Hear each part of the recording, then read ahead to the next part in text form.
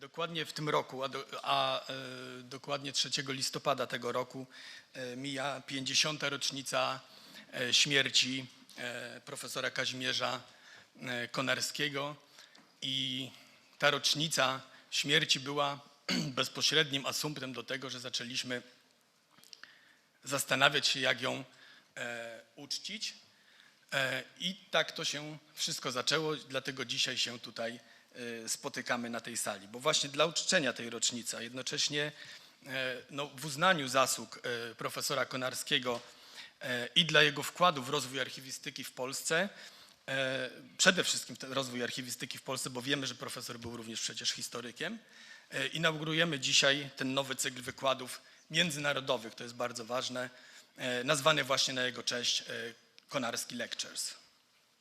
Mam nadzieję, że ta inicjatywa spotka się z Państwa uznaniem i na stałe wpisze się w kalendarz wydarzeń związanych z rozwojem i promowaniem może nie tylko samej archiwistyki jako nauki, ale też przede wszystkim stanie się takim swoistym, bym powiedział, naszym oknem na świat. Takim oknem na świat, dzięki któremu z jednej strony my tutaj w Polsce będziemy mogli zaznajamiać się z tym, co się dzieje w archiwistyce światowej, a z drugiej strony będziemy dzielili się z Państwem czy ze światem naszymi doświadczeniami, naszymi osiągnięciami.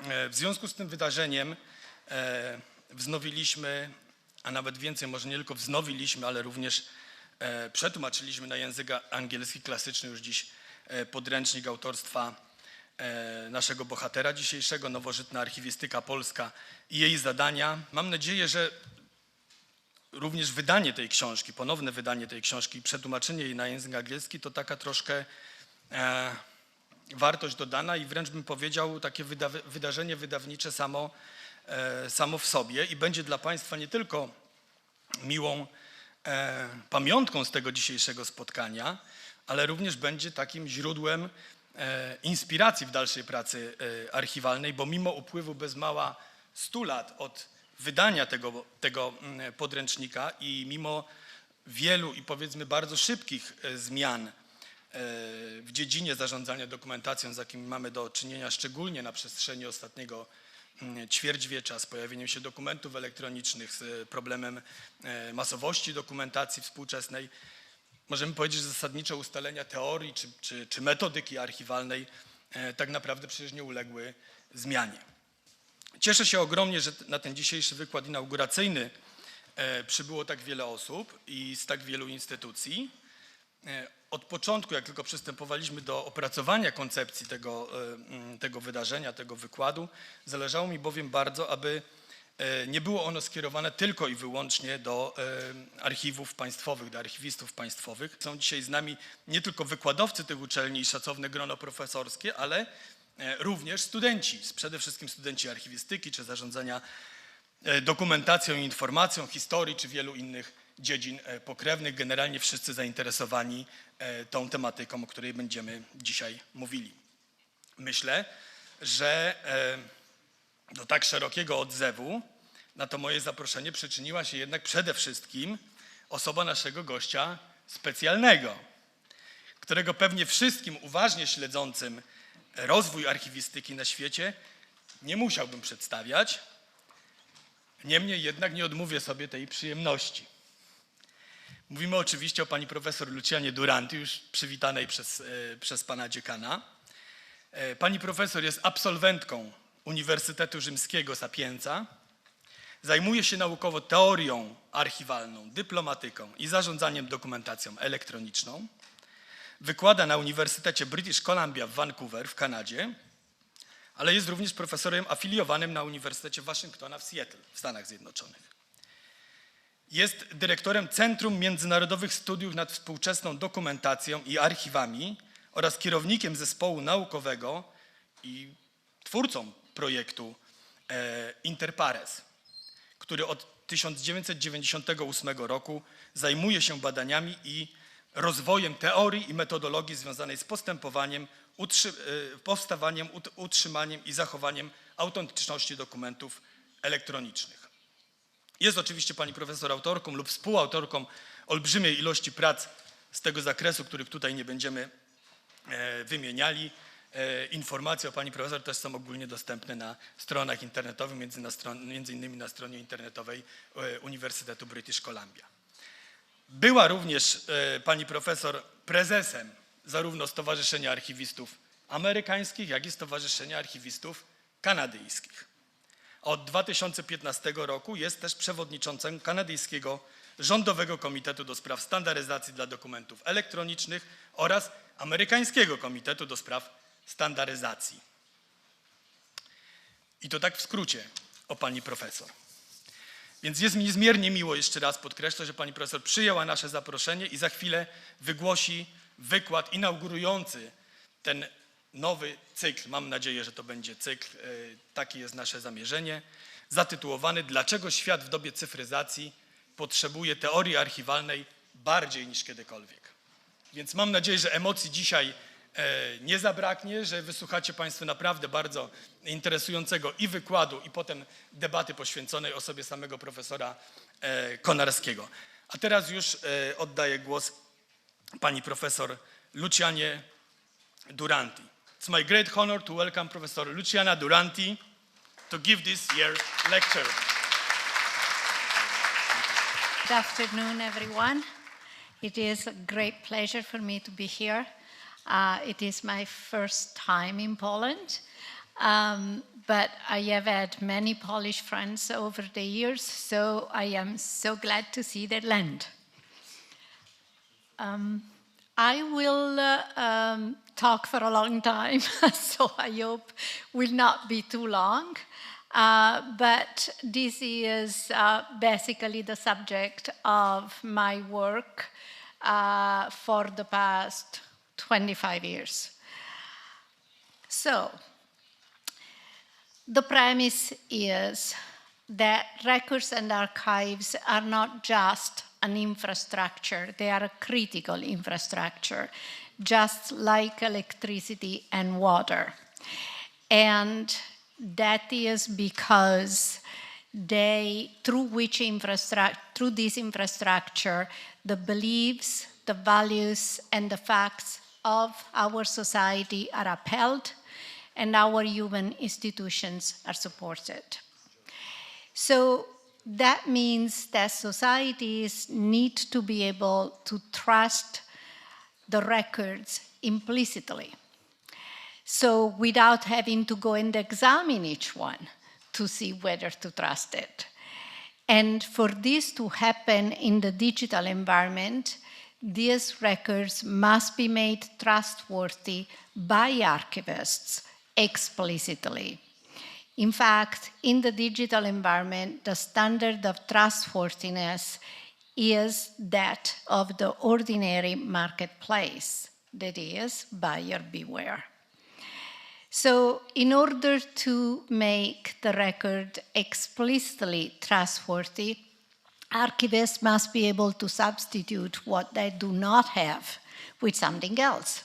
So we no longer have original records in the digital environment. We no longer have immutable funds in the digital environment.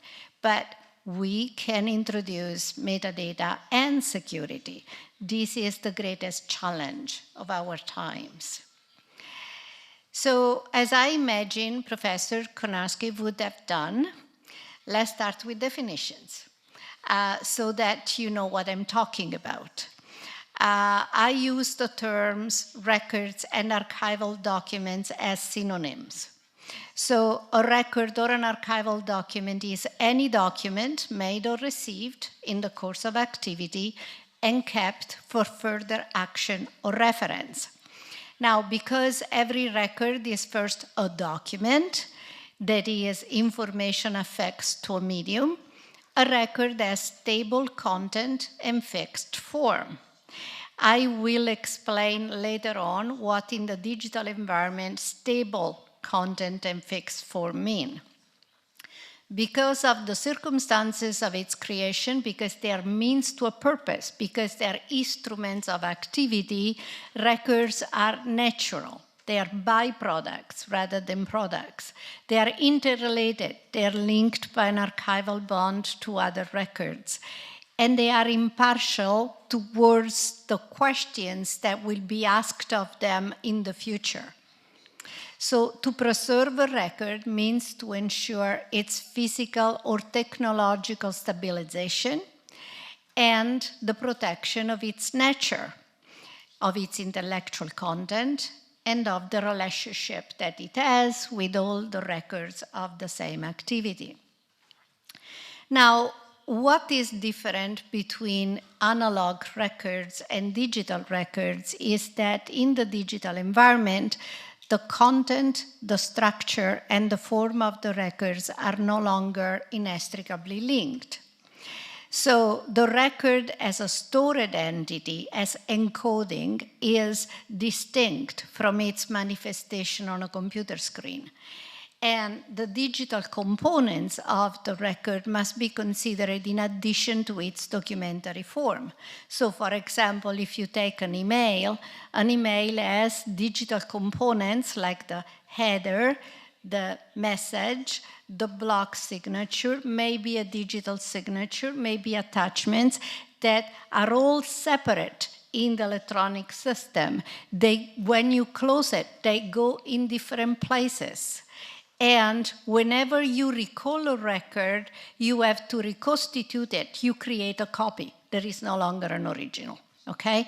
So this is important because what you preserve over time is the digital components. It's not necessarily what you see on the screen, though it should look the same over time when you recall it on the screen. So when we retrieve records, we generate copies. There are no originals. What does this mean? It means that it is not possible to preserve digital records. We can only preserve our ability to reproduce or recreate them. So you reproduce a record when you have a traditional record that, like a report or a memo that you close and then you show it again. But you recreate it when in fact the record doesn't exist in the system. Maybe there is a relational database, and when you ask a query, you produce the record. So that is a recreation of a record. So digital preservation is the process of generating and maintaining authentic copies of digital material and keeping them accessible through different generations of technology over time, irrespective of where they're stored. Now, it all amounts to a question of authenticity. Again, can we trust the records? Now, the canon goes, the archival canon, a record is authentic if it is what it says it is, what it purports to be. So the question is, how do we know what a record purports to be?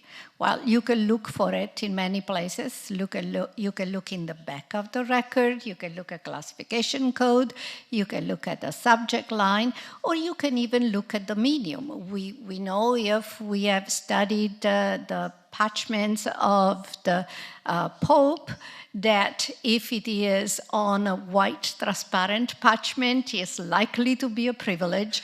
If it is on a yellow horizontal parchment, it's likely to be an executive order. So the medium sometimes tells you what something it is. Or who has the custody of it, because that's also revealing of what material could be. So what a record is supposed to be depends on the culture of the place and time, depends on the discipline in the context of which authenticity has to be established, depends on technological context or on the law. Now, civil law, I understand Poland is a civil law system. Civil law determines authenticity focusing on who issues the record rather than on the record itself. Common law focuses on the record itself. So in civil law, we presume authentic any record made by sovereign authority or in its name, that is, any public record, or by a delegate, such as a notary or a lawyer. But what if the person that issues the record is not the sovereign authority? Well, then we go and look at diplomatic authenticity. Now we know, if we are all student or professor of archival science, that diplomatics was born to prove the authenticity of record, to develop a methodology to prove the authenticity of the record. And it established a scientific methodology for determining it. This methodology was based on form, that is, on the rules of representation used to convey a message, and on the record's degree of perfection, whether it is a draft, a copy, or an original. And form, of course, is physical and intellectual, and if it corresponds to the presumed or declared time, place, and author, then the record having that form is considered authentic. Now, what diplomatics does, it tries to establish authenticity on the basis of the record, or what it appears on the face of the record, what you see. But that's very different from archival authenticity. We know that archival science doesn't look at the face of the record. Archival science includes authenticity among the qualities that characterize every record. Every archival document or record is authentic by definition, together with naturalness, impartiality, and interrelatedness. Authenticity is a characteristic of all records. Why? Because archival science looks at records in relation to their creator and says that if the creator used the record in the usual and ordinary business that was carrying out, trusting such record, even if the record is diplomatically a forgery, it's authentic with respect to that creator because it was used in the usual and ordinary course of affairs. So archives are authentic when they are made or received and kept for the need to act through them, and when they are preserved as faithful witness of facts and acts by the creator or its legitimate successor. So basically, archival science, by linking the record to the context of creation and preservation, extended authenticity from being a property of the record itself to being a property of procedure, and tied it to unbroken custody. So what happens in the digital environment? In archival science, there was no question that the identity of a record, and therefore its authenticity, resided in the provenance and the documentary context of the record. But this turned out to be linked to the immutability of a record that this affects to a permanent medium. So it is linked to integrity. If what you have today is exactly the same material thing that you had 3 centuries ago, it's okay to base authenticity on the provenance and documentary context. But this is no longer true. In the digital environment, authenticity cannot be assessed only on the basis of context. In fact, even if the relationships among the records established at creation remained intact over time, the documentary component of the record, so a record is made up of a document and its relationships, okay? So the documentary part of the record could lose integrity, which is a quality of the record we never paid attention before. Because content, structure, and form were, at the time, inextricably linked, but they no longer are. Content data, composition data, and form data are separate, stored digital components. So, in the Inter Pares project, we returned to diplomatic authenticity and looked separately to the identity of the record and the integrity of the record. What is the identity of a record?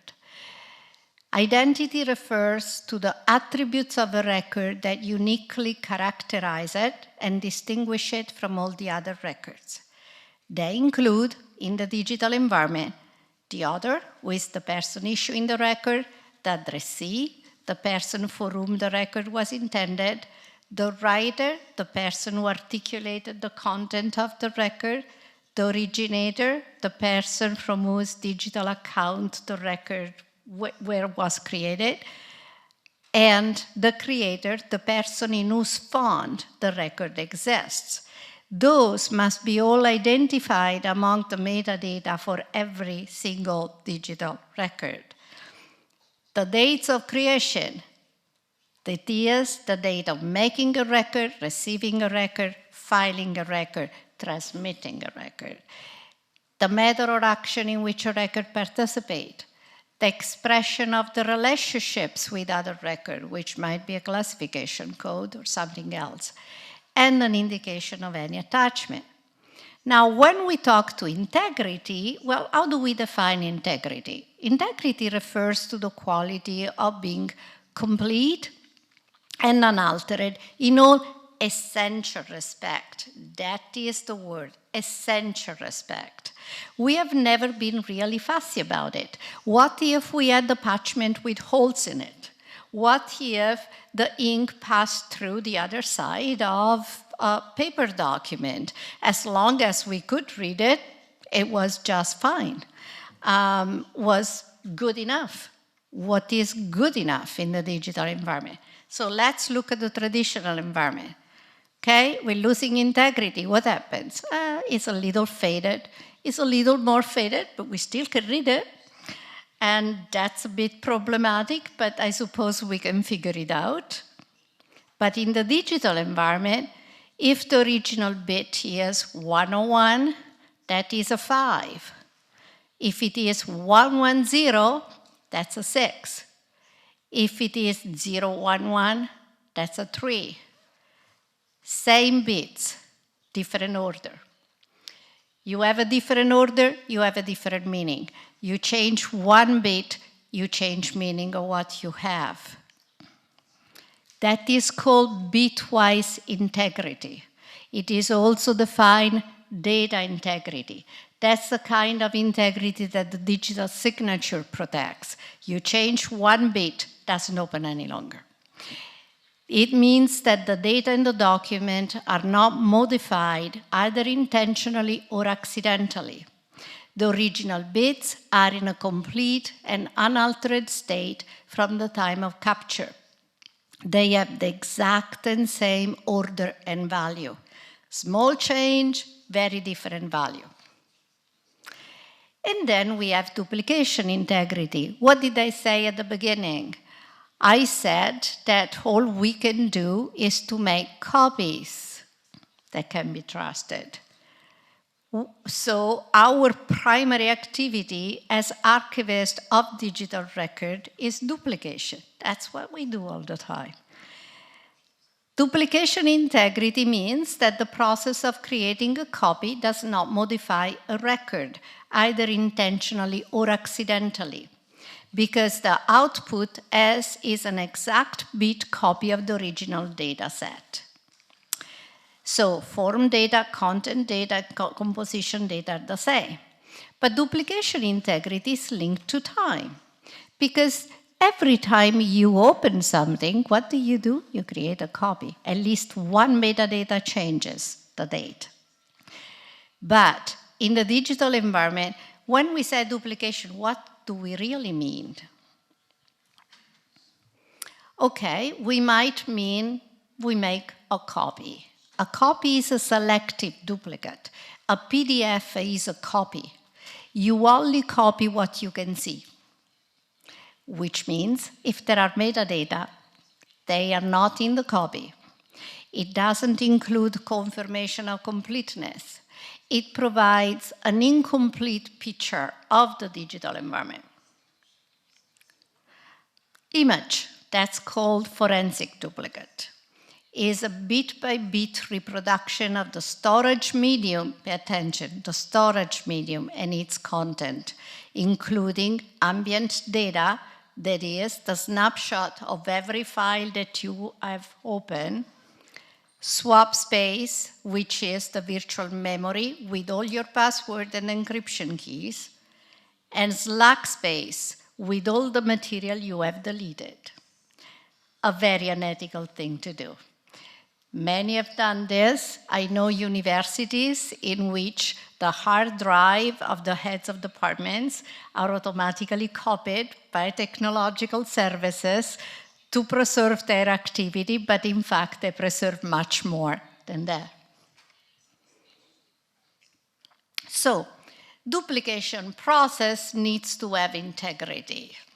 What are the principles? The principle of non-interference, which means that whatever method you use to reproduce or recreate a digital document does not change the digital entities. Or identifiable interference, which means that it does change the entities, but the changes are identifiable and identified, including paradata. I don't know whether you use this term ever, but paradata are the data related to whoever acts upon the records. So any archivist who makes any change should be named and should be identified the time when the change is made, and so on. So in a way, what we need to do is to be able to authenticate the records at any given time.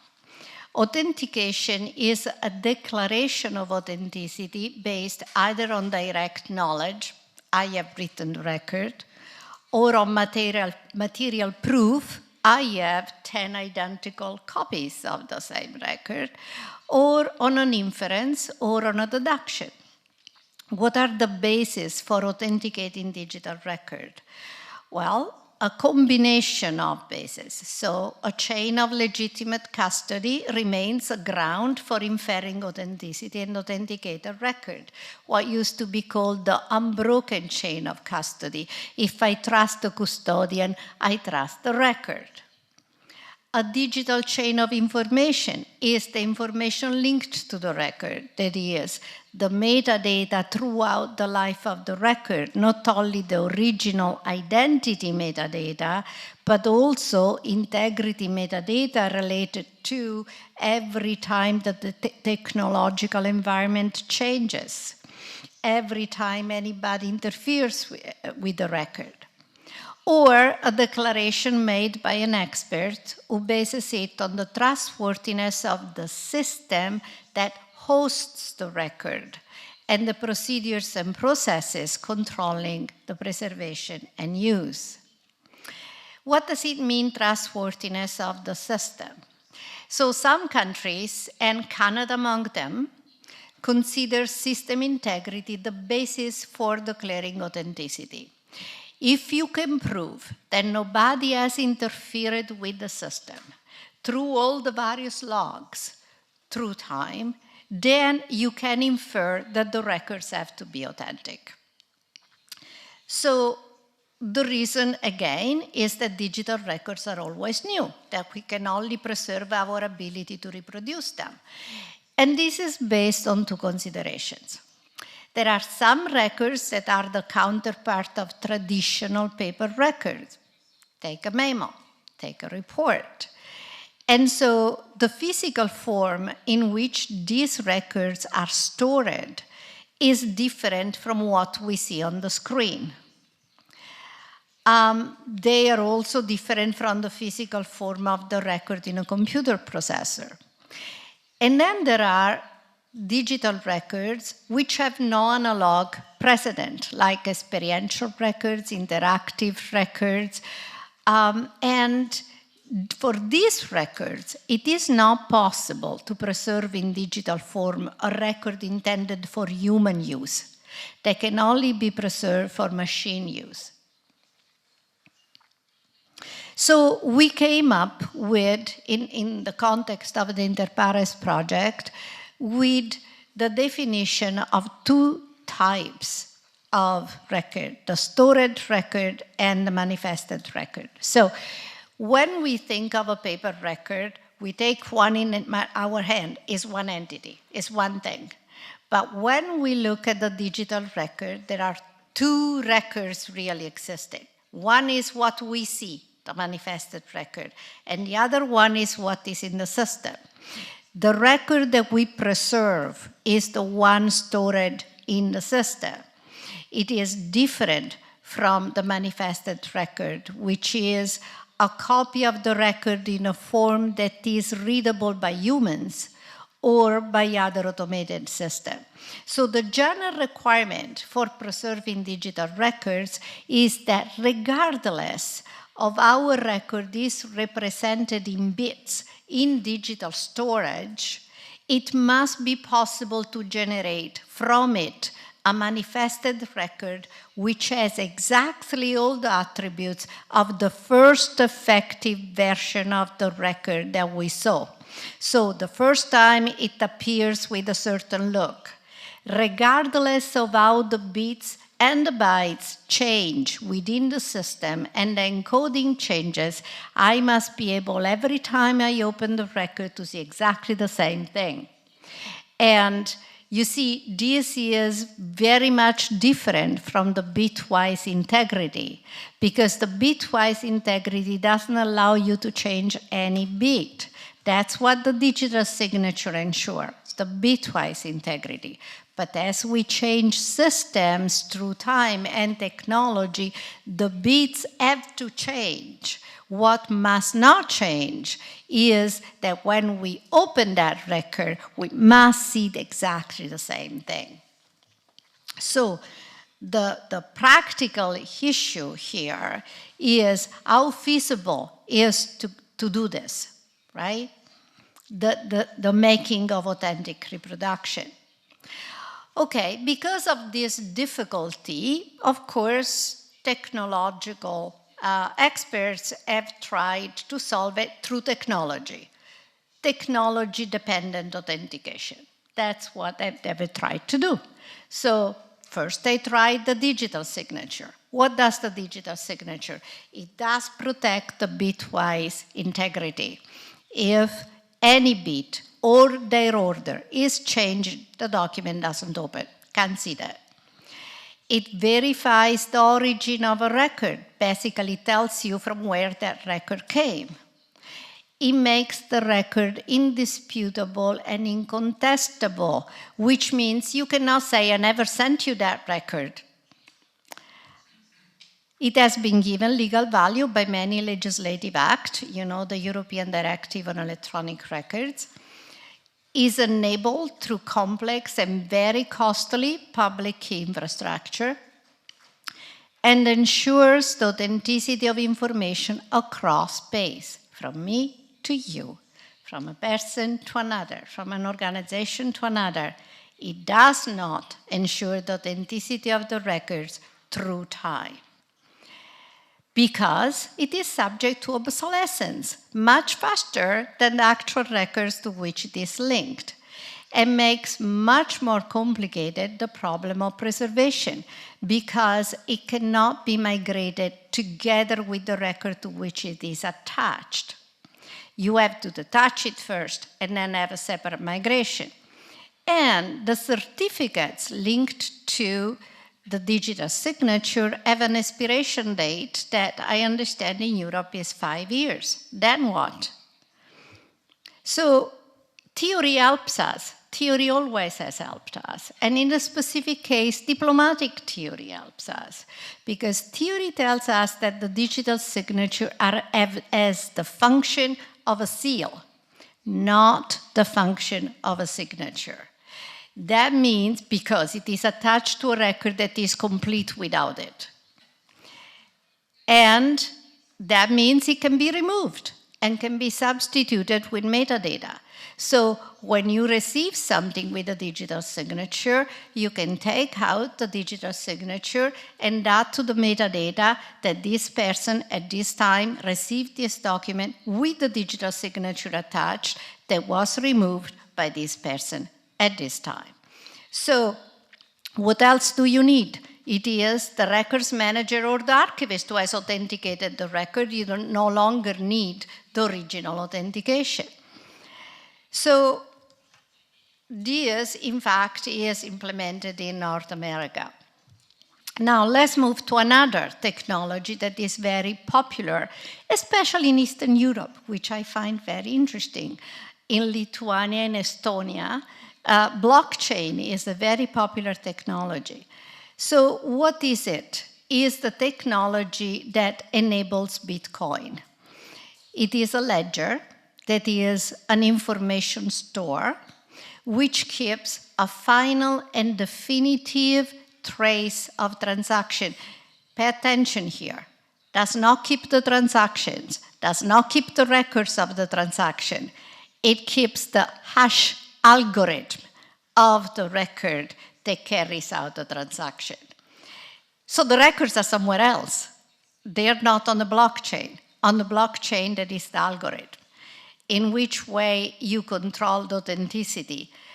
The records that is stored, you take a hash algorithm out of it, and then you compare it with the one on the blockchain. If they are identical, then you have an authentic record. Okay.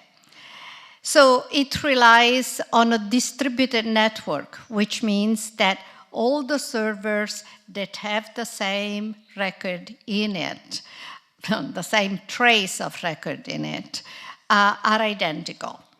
And it is a decentralized consent.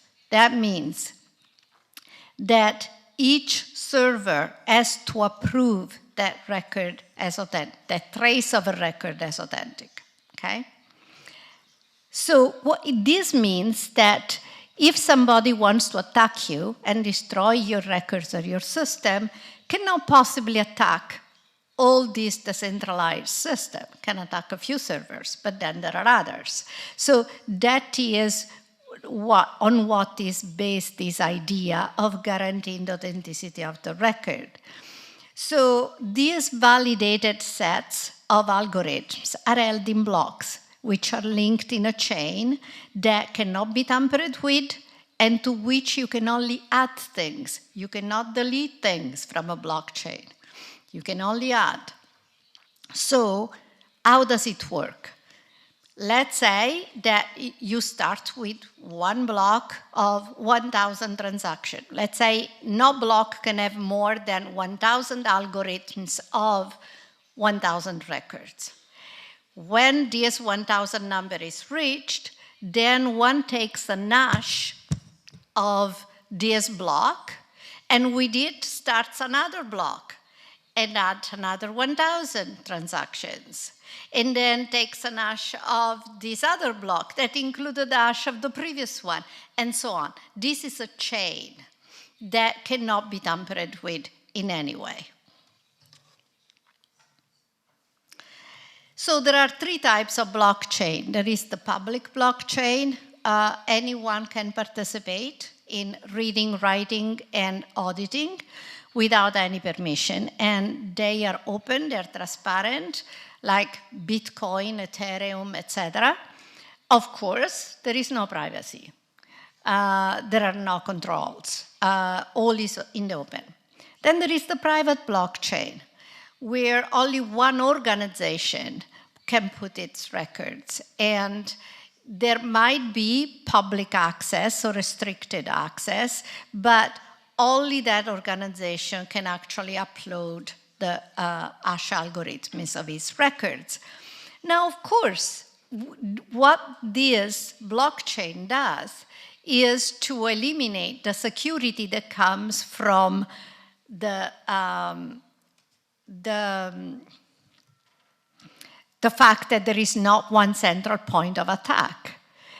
All of a sudden, yes, we have a central point of attack. So what's the point of having a blockchain?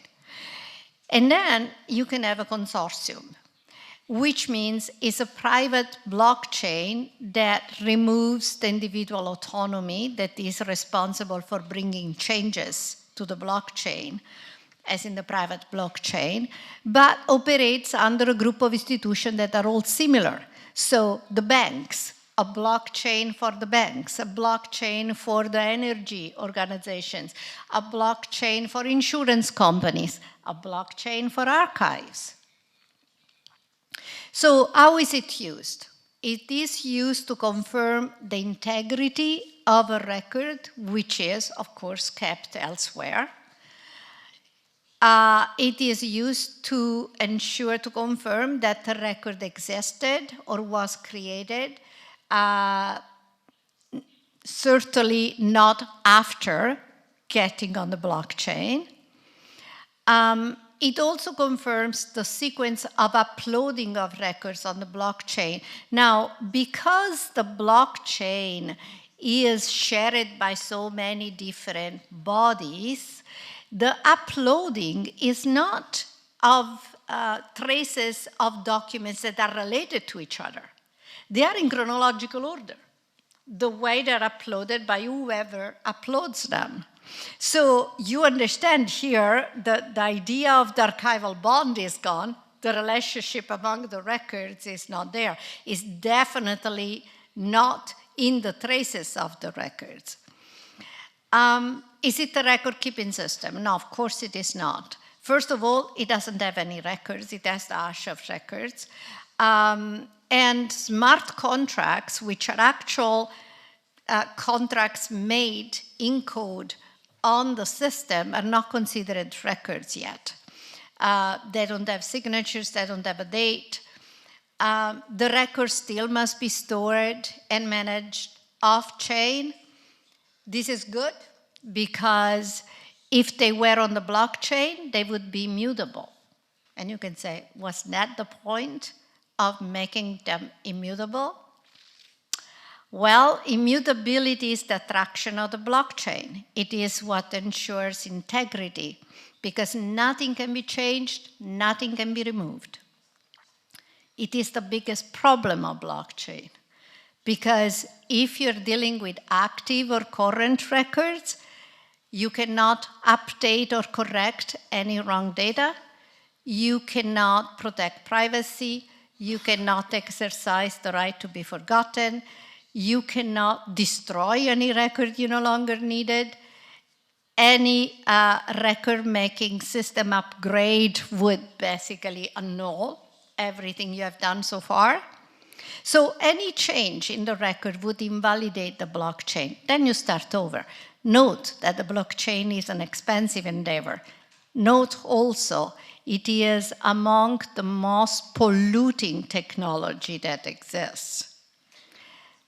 Now, when it comes to records identified for continuing preservation, any transfer to a preservation system, any migration, any addition to the records aggregation would invalidate the blockchain. You have to start over. In addition, the hash on the blockchain does not allow for links to the hash of the related records. So there is no archival bond. The interrelationship among the records disappears. The hash of metadata is not there either, so there is no context. If the metadata were embedded in the record at creation, you can say, hey, I can put them on the face of the record and they can hash up the whole thing together.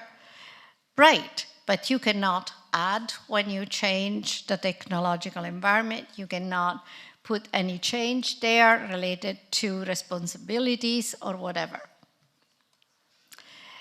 And in addition, there are authenticity problems because how do you prove that the record was authentic in the first place before you put it on the blockchain? You could put on the blockchain a forgery to start with. How do you preserve contextual evidence? How do you handle the decentralized nature of the blockchain? Because it is trans-jurisdictional. If all these servers all over the world contain these records, they each fall under the legislation of the place. Dealing with code is a problem, with smart contracts is a problem. Decentralization is a problem because the processing happens with technical components that are in the custody of different actors.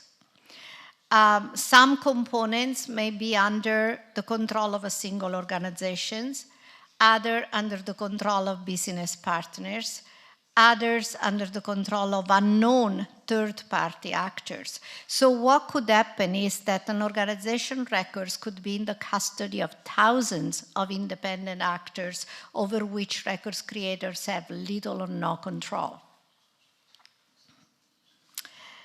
The consensus mechanism is a problem because it might be not within the decision-making of the records creator. These decisions may be made by remote third-party developers. So the reliability of the upload of records to the blockchain could be difficult to establish. So what about partial decentralization? Now, you know, the Inter Pares project doesn't ever reject anything just in principle. For everything that comes up, any possibility of finding a solution, we try it. So we say, okay, these in principle are all things that do not work, but why don't we try to do it and see what comes? So what we did, we built a blockchain system-based trust chain. So we applied the fundamental concepts of blockchain, the hash algorithm, the idea of blocks, the distributed consensus, but we made some presumption. We said, okay, you know the blockchain is in the cloud environment, right? So it's not in a physical place in your institution. So we said, okay, first of all, it has to be a private cloud. It cannot be a public cloud. Second, it has to be a consortium. So that has to be an aggregation of institutions of the same kind. And only nodes that are approved can write, while everybody can read. So what did we do?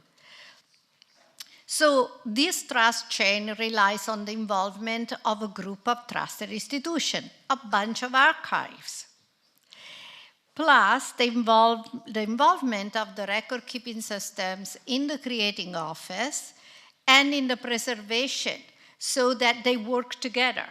The creating office as the records in a record-keeping system that is linked to the preservation system, and these records are hashed on the same blockchain. So this way, you would have integrity, time of creation, sequence of records, correct, because you upload the font, you upload the series. No repudiation. The validity of the signature certificate has not expired because you can put on the blockchain the certificate of the digital signature and that forever there. There it is. So you can see there you have inside the circle you have the archival institutions. Outside the circle you have the record keeping technologies of every single creating body that transfers, and then external you have individuals who want to have access to the material, who can have access to the material regularly. Problems. The archival bond remains a problem because you do it at a specific time, but as we know, the records within the creating office continue adding up, maybe in the same file, maybe across files, the metadata changes, but no change is possible. So maybe we should have a supporting system, so a parallel system, which makes it possible to update all the metadata constantly and to update also the records that should end in a blockchain. Still, many problems remains. This technology is in its early age of development. The challenges and limitations are privacy. In the moment in which you have a consortium, a bunch of organizations will share the same thing. How do you control the privacy element? Compliance. The rules might be different from an institution to another, from a records creator to another. Governance. Who controls the whole thing? Scalability is big, and I will explain why. And security is also big, and I will explain why. So, scalability. So, the authenticity of the traces of the records in this blockchain is guaranteed by the fact that there are so many actors involved. And each one has to approve what is uploaded to the blockchain. Do you realize how long it takes to do that? So for every time that you upload something, before it is actually accessible, every single member of the blockchain has to approve that uploading. So time is a problem. And this is all due to security because the blockchain uses a proof of work, which is this consensus mechanism.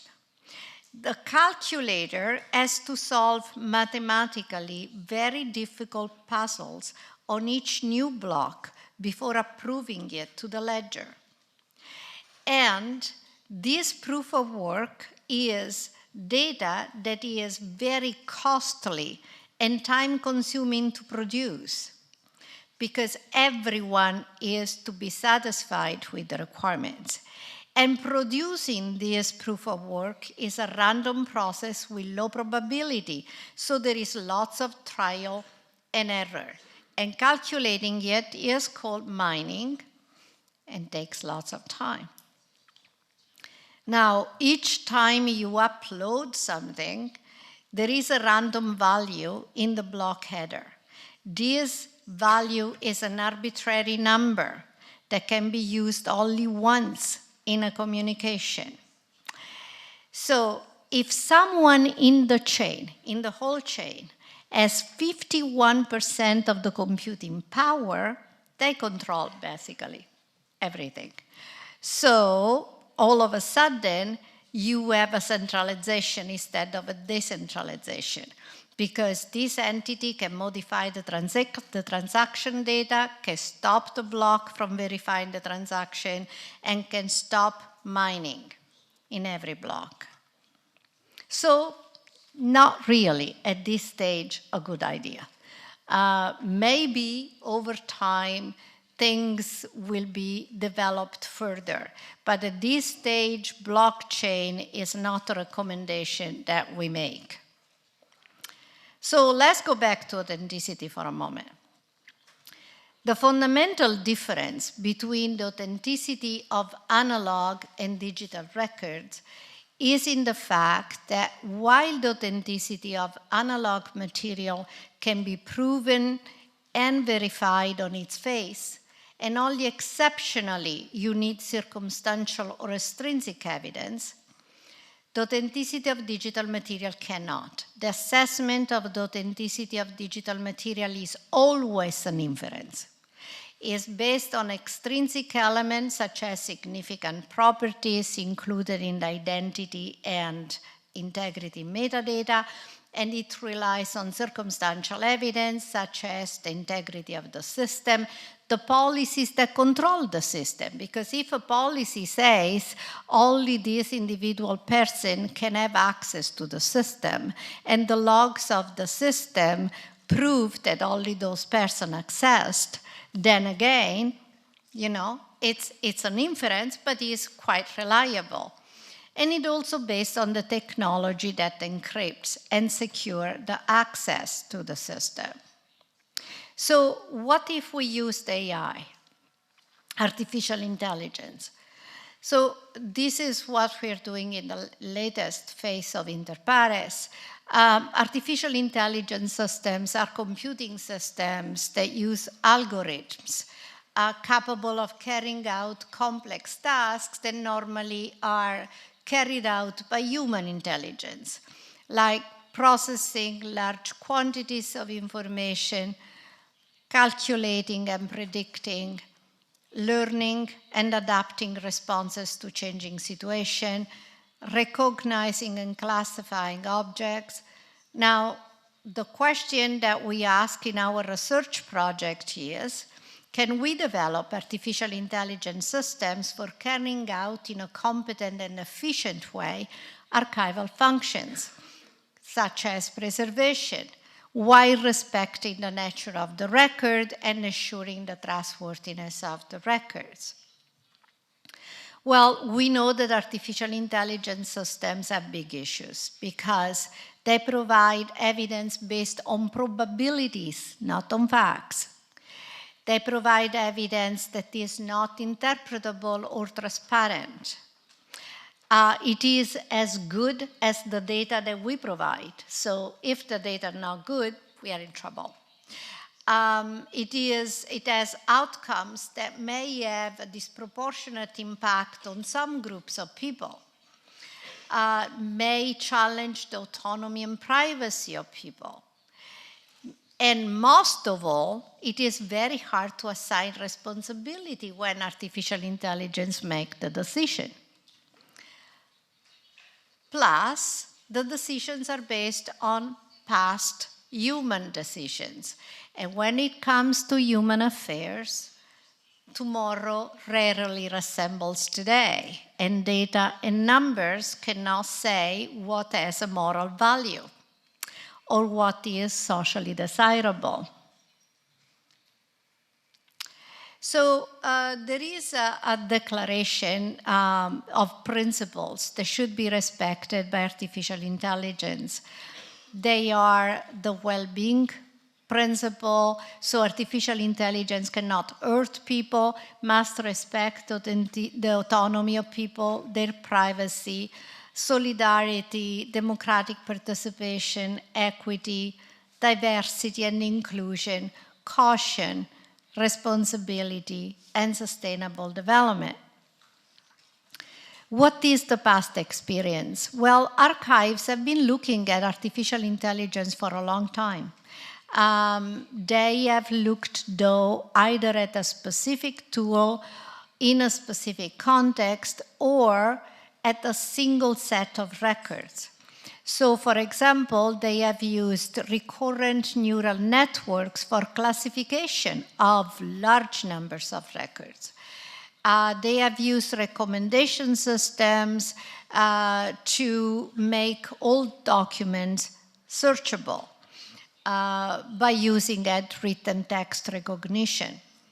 They have used chatbots that emulate human conversation to find connected information. They have used named entity recognition to create visualization tools for all types of data. The thing is that so far, archives have relied on off-the-shelf tools already existing, not designed for archives. And this limits what challenges can be met. It makes the need of archives subservient to the field of machine learning. So there are many tangible instances of biases when artificial intelligence has been used for archives.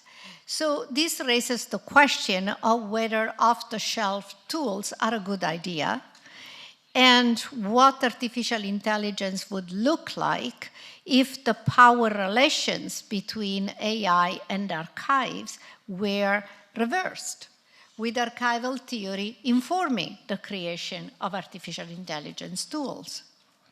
So that's what InterPares 5 is all about. InterPares Trust AI, or I Trust AI, has the purpose of designing, developing, and leverage artificial intelligence to support the ongoing availability and accessibility of trustworthy public records by forming a sustainable, ongoing partnership between academia and archives, etc. So the objectives are to identify specific AI technologies that can address critical records and archive challenges, to determine the benefits and risks of using those technologies, to ensure that archival concepts and principles inform the development of responsible artificial intelligence, and to validate the outcomes through case studies and demonstration. So all the studies we are carrying out at this stage, we have about 74 studies going on.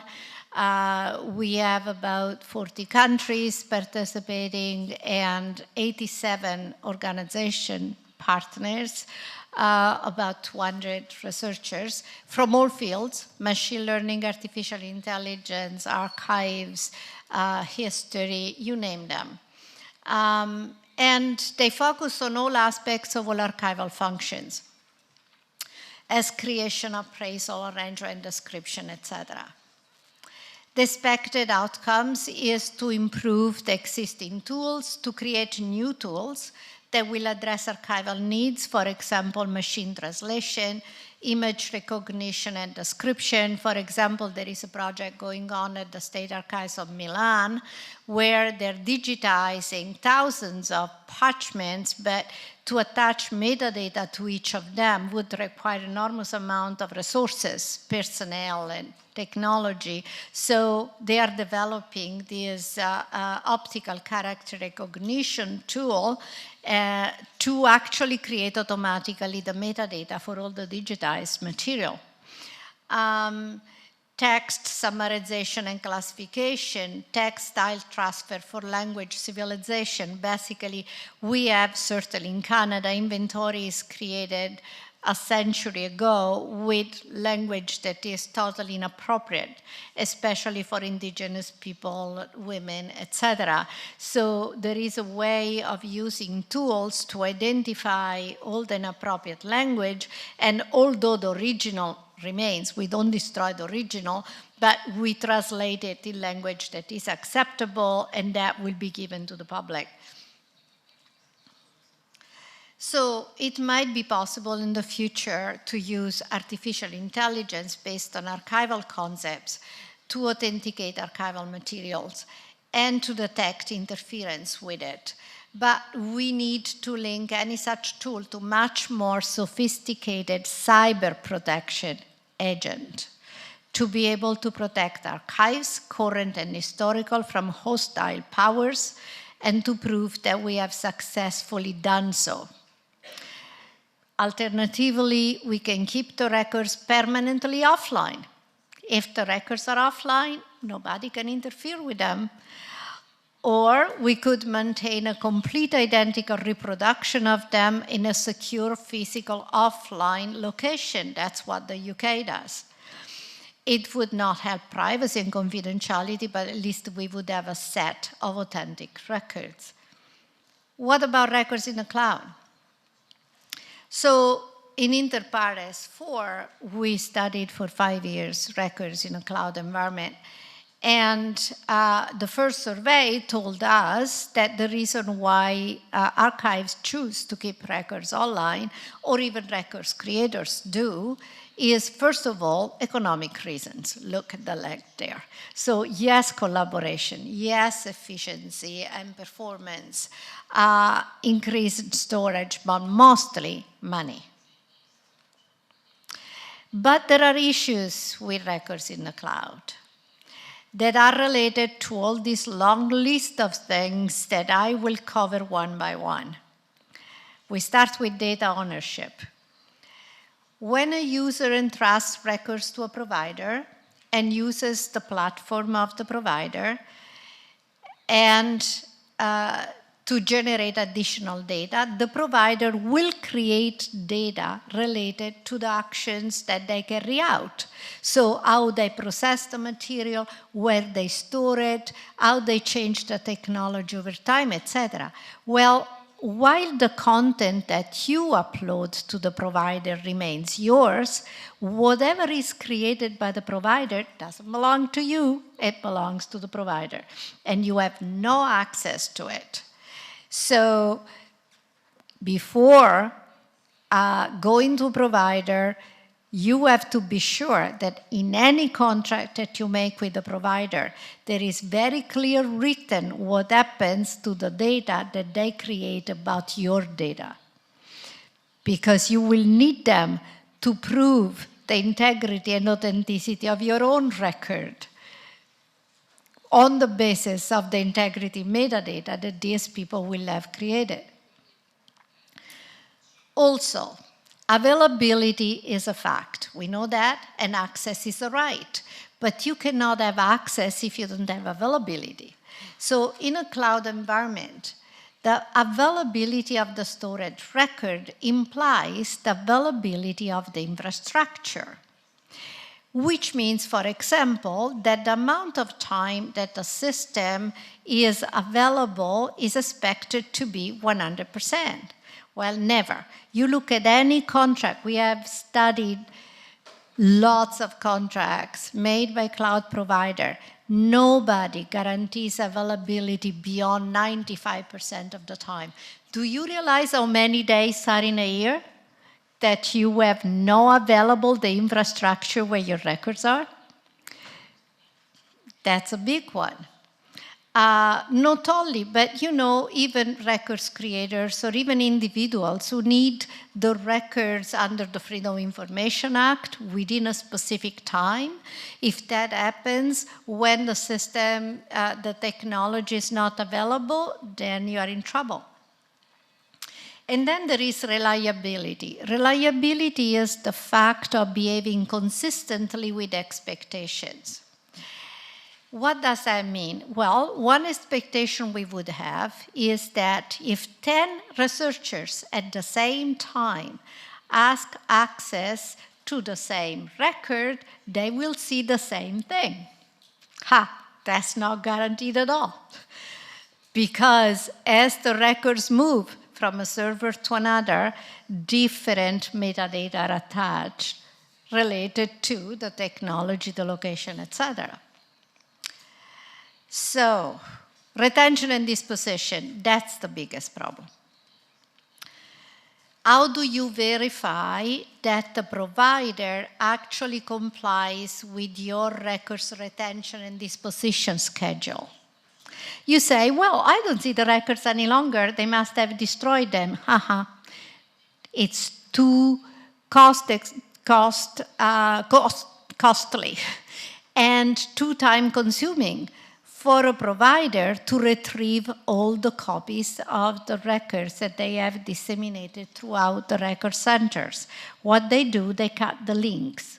The records are still there. They will forever be there. But it is difficult to have access to them. Doesn't mean it is impossible for those who are determined to have access to them, only through not legal channels. In addition, transfer from a system to another for retention may involve loss of authenticity. So let's say that you say, okay, this series of record has been scheduled as permanent to be transferred to the archives cloud from the records creator cloud. Well, transfer is a very complex process, and you may lose authenticity in that process. And then about the records that are to be actually destroyed, you can have breach of confidentiality or privacy. You can have, as I said, the persistence of copies, but certainly you will have the persistence of the metadata, which are separate from the records that eventually would destroy. And the persistence of the metadata generated by the provider about the user data is a given. They will never destroy their own metadata about what they have done with your records. So that, again, if you need to destroy records, for example, in Canada, by law, we must destroy the records of juvenile criminals 5 years after they have been clean. It's mandatory. If all the metadata about them remains, it is like not having destroyed them at all. And those are the metadata generated by the provider that don't belong to the user. Storage. Storage and maintenance impact the quality of the records and their ability to serve as evidence, especially legal jurisdiction where the authenticity of the record is an inference made for the integrity of the system. So our law says, if we can prove the integrity of the system where the records are, we assume that the records are authentic. Sure, are we going to prove the integrity of the system of a cloud provider if we have no access to any of their data about those systems? And in the contractual agreement, it is not said what they do when the technology changes and the format of the data have to change. And so, you see, what we are saying after 5 years of research is not that you shouldn't use the cloud provider. Is that when you write a contract with the cloud provider, you have to spell out all of these things. And we have actually issued a document which is a model for a contract for any kind of institution. It's freely available on the website. So that's easy to find. So the provider call anything related to keeping data or records backup procedure. To them, it's all backup. And in the contract, they write, you are responsible for the backup. We're not responsible for the backup. So that's another issue. Security, well, that's the biggest one. Is the protection of the system and the records from unauthorized access, use, alteration, or destruction. Now, reason with me and follow my reasoning.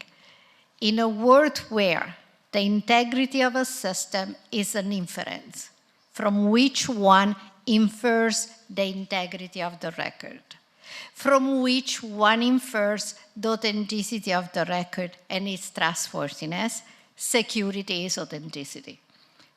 That's where we got to. So at this point, we can't prove any authenticity. We can only prove absolute security. And that's what we have to deal with. Now, individuals enforce security with something they know, passwords, with something they own, tokens, or something they are, like biometrics of eyes, fingerprints, private keys. A cloud provider enforces security through encryption and should produce audit trails and access logs, and should capture, maintain, and make available metadata associated with access, retrieval, use, and management. I say should. I don't say they do. They don't. It should be in a contract. Spell it out clearly with penalties if they don't do this, because that's where security is. Now, keep in mind, you remember what was the main reason to go into the cloud? Money, saving money. The moment you start requiring all of this, your budget doubles, obviously. Because the most important encryption is not so much the encryption in place, is the encryption through transmission, because that's when the records are intercepted. Is when they're transmitted from the creator of the records for preservation on a regular basis. Because if you go on the cloud as an archival institution, it is the creator that moves this material to your cloud. The encryption during transmission is a big issue. So, the security issue links directly to data location and cross-border data flow. So the cloud is the platform for mobile applications and from smart devices. The records can be anywhere, in data centers, anywhere in the world. The location of the record is the criterion for determining what law applies in case of litigation. Okay, national strategies used to require that the records reside within the boundaries of the country where the records were created. Okay, think how expensive it is to have a data center in the middle of Europe or in the middle of the United States or Canada, because the land is expensive. So where they want to put the data center? Well, in Latin America, in Africa, in the middle of Asia, in places where the land doesn't cost money. In the moment in which you require to have your data center in Poland, that's a bit of a problem. Because the reason why you use the cloud, which was to save money, is gone. You don't save any longer any money. So what is happening? The international strategy no longer requires this. It says, let's have multilateral agreements among the countries for collaboration in security. This is called the new safe harbor. That means that countries agree among themselves that yes, the records are in Brazil or they are in South Africa, wherever they are. But this is mine, this is yours, this follows under my jurisdiction, that follows under yours. And we carry out security together so that we don't get in the way of one another. And there are these multilateral agreements among countries. Of course, this is only easy to do if you are talking at the level of state. In the moment in which you go down at the level of province or city, it gets much more complicated. Contract termination. If the provider ceases to exist or terminates one or more of his services, the records will be deleted or inaccessible. Don't expect he is going to give you the records. Cost them lots of money to retrieve your own records and then to pass them to you. Free services do not have an established duration. They may close account unilaterally. Here I'm talking to individuals who create their own archives and they say, well, I will use a free service for storing all my records. Well, if the provider decides to close the door, say goodbye to your records. When the data are given back to the user, it is not certain that they will be in a usable and interoperable format. Maybe a format you can't read. Maybe a format that cannot interact with your own records. So again, those things you need contracts to specify them. If the contract is terminated by the user, it is not sure that they will give you back your data. And if they do, it may be very expensive to transfer them all in formats that are accessible to you. And you definitely would not have the right to access to the metadata generated by the cloud provider. And may have no guarantee that the provider will destroy copies of the data held in the data center. So yes, they gave them back to you, but they may have copies, many of them. Preserving records in the cloud is a black box process. That is, you have no idea what is going on. Providers may not know where the records are. They usually don't. They can and do subcontract some of their services to other providers, potentially maintaining servers or being registered as providers in other countries. One cannot expect the same hardware and software will remain in service for as long as the records must be preserved.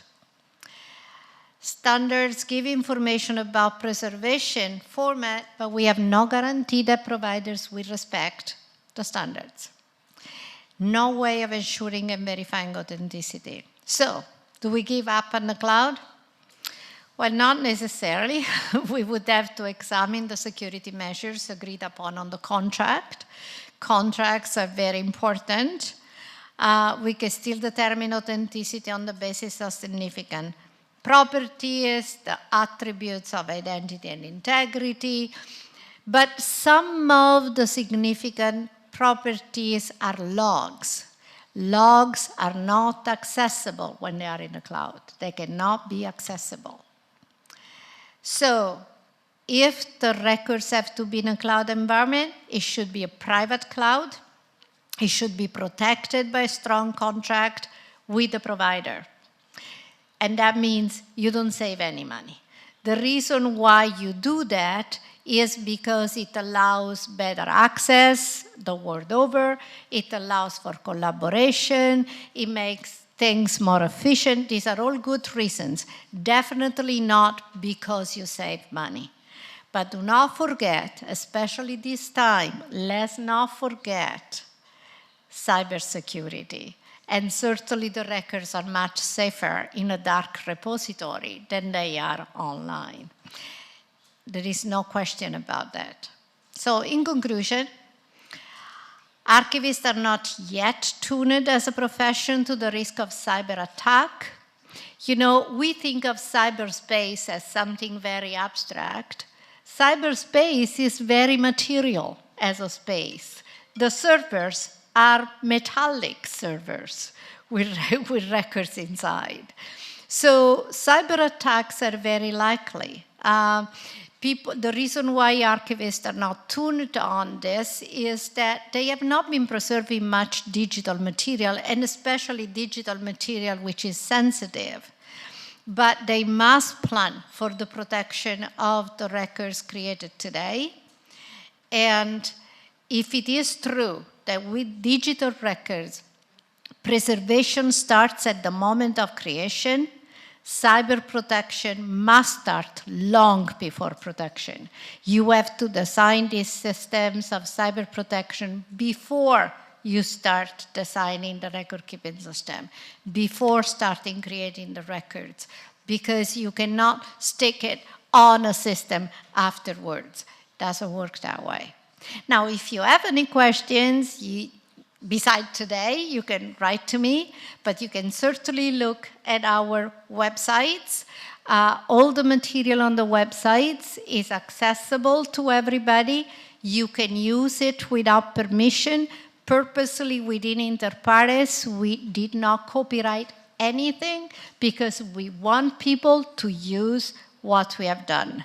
And so feel free to download, to use, to change the wording and put your name on them. We don't care, as long as you do the right things. Thank you.